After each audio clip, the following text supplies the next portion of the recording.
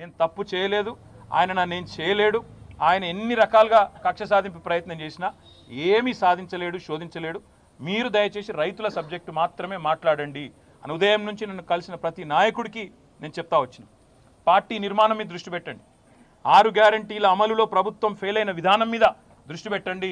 ఖచ్చితంగా ఈ attention diversion game ఏదైతే కాంగ్రెస్ ప్రభుత్వం ఆడుతుందో కాంగ్రెస్ పార్టీని, చిట్టినాయుడిని పూర్తి స్థాయిలో వాళ్ళ బండారాన్ని బయటపెట్టి మరి బజార్లలో ప్రజల ముందు ఎండగట్టండి. ఆడబిడ్డలకు ఇస్తానన్న 2500, అదేవిధంగా పెద్ద మనుషులకు ఇస్తానన్న 4000 పెన్షన్లు ఎప్పటి నుంచి ఇస్తామని చెప్పి నిలదీద్దాం.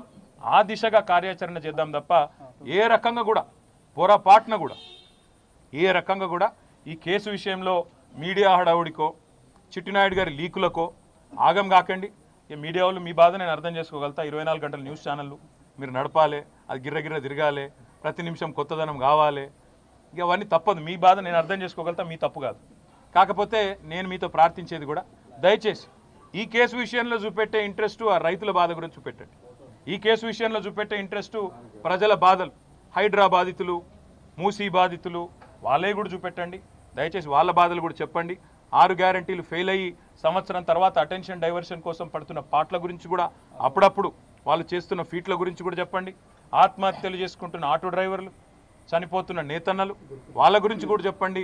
గురుకుల పాఠశాలల అధ్వాన పరిస్థితుల గురించి కూడా దృష్టి సారించండి అని చెప్పి కూడా కోరుతూ, న్యాయపరంగా చట్టపరంగా భారత పౌరుడిగా రాజ్యాంగం నాకు ఇచ్చిన హక్కును, రాజ్యాంగం అంటే అంబేద్కర్ గారు రాసిన రాజ్యాంగం, అనుల వారి రాజ్యాంగం కాదు, అంబేద్కర్ గారు రాసిన రాజ్యాంగం ఇచ్చిన హక్కు నేను తప్పకుండా విధిగా వాడుకుంటా. ఎన్ని న్యాయస్థానాలకు పోవాలనో పోతా. దానికి మంత్రులకేం కడుపు నొప్పి నాకైతే అర్థమైతలేదు. తప్పకుండా నాకు విశ్వాసం భారత న్యాయ వ్యవస్థ మీద ఉన్నది. 100కు 100% అల్టిమేట్గా ధర్మం గెలుస్తుంది, న్యాయం గెలుస్తుంది, నిజం నిలకడ మీద తెలుస్తుంది. మనం నిజం కడప దాటి బయటకు వచ్చే లోపల అబద్ధం ఊరంతా తిరుగుతుందని చెప్తారు. పొద్దునుంచి చాలామంది కాంగ్రెస్ వాళ్ళు అబద్ధాలు తిరుగుతున్నాయి. దయచేసి మీరు నిజం చెప్పడం, మీరు కూడా నిజం చూపెట్టడం స్టార్ట్ చేయాలని చెప్పి కూడా కోరుతూ, మీ అందరికి కూడా పొద్దున్న నుంచి చాలా ఓపిక ఇక్కడ ఉన్నందుకు మీ అందరికి కూడా ధన్యవాదాలు.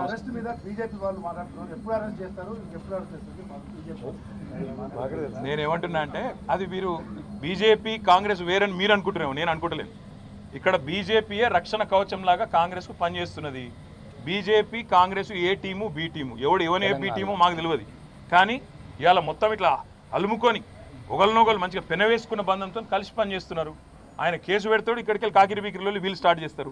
ఇవన్నీ మాకు కొత్త కాదు, ఇవన్నీ గతంలో కూడా చూసినాం, భవిష్యత్తులో కూడా చూస్తాం. ఇద్దరిని గతంలో చిత్తు చేసే 2 సార్లు అధికారంలోకి వచ్చినాం.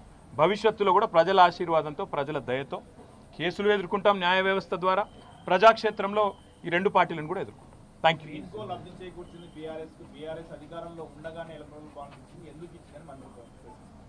ఏ మంత్రి?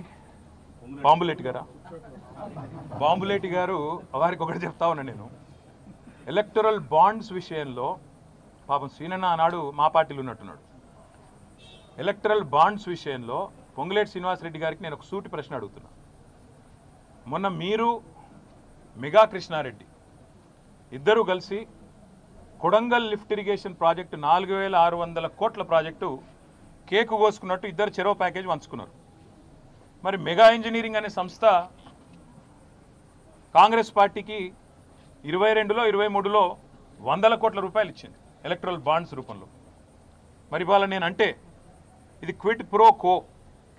మెగా డబ్బులు ఇచ్చింది, అందుకే రేవంత్ రెడ్డి కొడంగల్ లిఫ్ట్ ఇరిగేషన్ ఇచ్చిండు, మీరు కూడా డబ్బులు ఇచ్చిండు, కాబట్టి రాఘవ ఇంజనీరింగ్ కూడా ఆయన పని ఇచ్చిండు అంటే మీకు సమ్మతమేనా? నంబర్ 1. నంబర్ 2, గ్రీన్కో అనే సంస్థ ద్వారా ఎలక్టరల్ బాండ్స్ అందుకోని పార్టీ, రాజకీయ పార్టీ తెలంగాణలో ఏదైనా ఉందా? ఒక బీఆర్ఎస్కే ఇచ్చిండ్రా? కాంగ్రెస్కి ఇయ్యలే, బీజేపీకి ఇయ్యలే, టీడీపీకి ఇయ్యలే, వైసీపీకి ఇయ్యలే, మరి అందరికి ఇచ్చిండ్రు కదా, మా మీద ఏడుపెందుకు? ఇంకోటి నేను అడిగేది, క్విడ్ ప్రోకో అంటే ఏంటంటే అసలు ఆ మాటకు అర్థం తెలుసు ఆయనకు? క్విడ్ ప్రోకో అంటే నీకింత నాకింత. సరే ఆయన నాకు ఇచ్చిండు అనుకుందాం, నేనేమో ఆయనకి ఇచ్చిన, చెప్తాడా? రుజువు చేస్తావా? ఆయనకి ఏమొచ్చింది ఇలా? మీరు చెప్పురు నాకు, దయచేసి నాకేం అర్థమవుతుంది. క్విడ్ ప్రోకో అనే మాటకి ఏంది? నీకు ఇది నాకు అది. సరే ఆయన నాకు ఇచ్చిండు, నేను ఆయనకి ఏమి ఇచ్చిన భయ్ చూపెట్టు. దానికి అర్థం ఉంది. ఇలా పేపర్లు తాటికాయంత అక్షరాలతో రాసిన క్విడ్ ప్రోకో అని. రాసేటప్పుడు 1కి 2 సార్లు చూసుకోవాలి కదా ఏం రాస్తున్నాం, అది ఇంగ్లీష్ మాటనా లాటిన్ మాటనా అంటే దాని తాత్పర్యం ఏంది, దాని అర్థమైంది? ఒకటికి 2 సార్లు చూసుకోవాలి దయచేసి. ఇప్పుడు మంత్రి చెప్పిండు, ముఖ్యమంత్రి లీక్ ఇచ్చిండు, లీక్ వీరుడు చెప్పంగానే మేము రాసేస్తాం. ఇట్లయితే ఇట్లా అడ్వర్టైజ్మెంట్ల కోసం ఇట్లనా? దయచేసి నేను కోరేది మీడియాను కూడా, మీరు ఒకటికి 2 సార్లు ఫ్యాక్ట్ చెక్ చేయండి బాధ్యతగా. ఎందుకంటే యువర్ 4th ఎస్టేట్, డెమోక్రసీలో 4వ స్తంభం మీరు. ఒక స్తంభం అబద్ధాలు ఆడుతుంటే, దాగుడు మూతలు ఆడుతుంటే, సగం సగం ఇన్ఫర్మేషన్ ఇచ్చి అర్ధసత్యాలు ప్రచారం చేసే ప్రయత్నం చేస్తుంటే దాన్ని ఫ్యాక్ట్ చెక్ చేయకపోతే తప్పు కదా. ఎక్కడ క్విట్ ప్రోకో? నేను ఈరాళ్ళని సూటిగా అడుగుతున్నా. మెగా ఇంజనీరింగ్ అనే సంస్థ మాకు కూడా ఇచ్చిందండి, అది కూడా చెప్తున్నాను. మళ్ళీ ఇంకేదో దివాలా కోర్ స్టోరీ స్టార్ట్ చేస్తారు. లేకపోతే అందరికి ఇచ్చిండు ఆయన. కాంగ్రెస్కి ఇచ్చిండు, బీజేపీకి ఇచ్చిండు, టీఆర్ఎస్కి ఇచ్చిండు, అందరికి ఇచ్చిండు. మరి మెగా ఇంజనీరింగు ఆ రోజు పైసలు ఇచ్చింది కాంగ్రెస్కు, తర్వాత రేవంత్ రెడ్డి కొడంగల్ లిఫ్ట్ ఇరిగేషన్ ఇచ్చిండు. మరి అది క్విట్ ప్రోకోనా? ఇవి రేపు నాకున్న సమాచారం మేరకు మల్లన్న సాగర్ నుంచి 4,000 కోట్ల ప్రాజెక్టు మెగా ఇంజనీరింగ్కే రాబోతుందని నాకున్న సమాచారం హెచ్ఎండబ్ల్యూఎస్లో. అది కూడా క్విట్ ప్రోకోనా? హైదరాబాద్కు తాగునీటి ఏదో చెప్తున్నారు కదా, మూసీ అని ఉన్నది, మూసీ ప్రాజెక్ట్ అని మాట్లాడుతున్నారు, అది కూడా ఆల్రెడీ మెగాకు మాట్లాడినట్టు. ఇదంతా కూడా క్విట్ ప్రోకోనా? నేను ఇంకొక మాట అడుగుతున్నా. మెగా ఇంజనీరింగ్ను బ్యాన్ చేయాలని చెప్పి సుంకిశాలలో కూలిపోయిన తర్వాత, రిటైనింగ్ వాల్ కూలిపోయిన తర్వాత హెచ్ఎండబ్ల్యూఎస్ రిపోర్ట్ ఇచ్చింది బ్లాక్ లిస్ట్ చేయమని. మరి ఎందుకు చేస్తలేవు? క్విడ్ ప్రోకోనా? ఆయన ఇచ్చిన ఎలక్ట్రల్ బాండ్స్కు ప్రతిఫలం చెల్లించుకుంటున్నావా? చెప్తావా సమాధానం దీనికి? అందుకే నేను అంటున్నా, మాట్లాడేటప్పుడు ఒళ్ళు దగ్గర పెట్టుకొని మాట్లాడాలి. ఒక కాంట్రాక్టర్ మంత్రి, ఒక బ్రోకర్ ముఖ్యమంత్రి, గిట్లే వస్తాయి మాటలు. ఏం చేయాలి మరి? వాళ్ళకి తెలిసిన రాజకీయం గిది. ఇగో నేను చెప్తున్నా కదా, ఇగో పాపం ఆయనకు ఏదో కొత్తగా మంత్రి పదవి వచ్చింది, ఆగబట్టుకోలేకపోతున్నాడు. అన్నీ బయటకు వస్తాయి బ్రదర్. యోలోల దగ్గర రియల్ ఎస్టేట్ ప్రాజెక్టులు గుంజుకుంటుండు, ఏ భూములు 30-40% రాయించుకుంటుండు. టైం వస్తుంది, ప్రతిదానికి టైం వస్తుంది. ఎగిరిత పడద్దు. ఎగిరితామంటే ఆయనకు అర్థమవుతుందో లేదో చెప్పురి. ఇగో బ్రదర్, ఇగో 1 ఇయర్ నుంచి ఈ టైం పాస్ అని నడుస్తుంది. మళ్ళీ చెప్తున్నాను, 1 ఇయర్ నుంచి ఇదే టైం పాస్. మీకు మంచిగా నడుస్తుంది కాలక్షేపం మీ సన్నాసులతో. ఎందుకంటే కొద్దిసేపు ట్యాపింగు, కొద్దిసేపు కాళేశ్వరము, కొద్దిసేపు జన్వాడ, అదేందో వాడేదో బ్రహ్మ పదార్థం ఉంది, ఇంకొన్ని రోజులు డ్రగ్స్, ఇంకొన్ని రోజులు ఇంకోటి హైడ్రా. ఈ డ్రామాలు తప్ప రైతులు ఎక్కడ వాయే, రైతు భరోసా ఎక్కడ వాయే, నువ్వు ఇచ్చిన 420 హామీలు ఎడవాయే, 6 గ్యారెంటీలు ఎడవాయే, తులం బంగారం ఎడవాయే, స్కూటీ ఎడవాయే, ఒక్కరని అడుగుతురా బ్రదర్ మీరు? ఎంతసేపు ట్యాపింగు, కాళేశ్వరము, ఇది అది పెట్టు.